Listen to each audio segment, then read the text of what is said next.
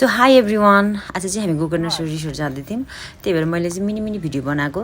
यहाँ अलिकति बनाएँ, त्यहाँदेखि बिचमा चाहिँ मैले बनाएन। एकैचोटि माथि पुगेर चाहिँ मैले बनाएको। मेरो भाइले एउटा पोज देऊ न भनेको, खत्रै पोज दियो मेरो भाइले। त्यसपछि हाम्रो काठमाडौँ भ्याली हेऱ्यौँ है, यही हेर्नु गएको हो खास हाम्रो है। हेर्नु कति सफा देखिन्छ। अनि त्यसपछि हामी तल झऱ्यौँ।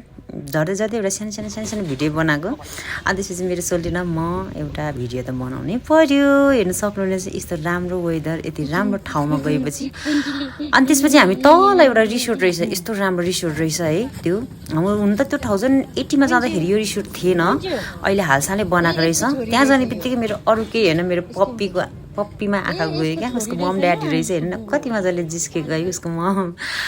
अनि त्यसपछि हामी चाहिँ यहाँनिर खानेकुरा मगायौँ। सो लाफिङ है, एकदमै मिठो रहेछ हजुरको। अनि एकदमै प्राइस पनि एकदमै राम्रो है, त्यस्तो हाई प्राइस पनि होइन। अनि शान्त, झेरी झ्याङझुङ पनि होइन है, यस्तो राम्रो रहेछ यहाँ ठाउँ पनि।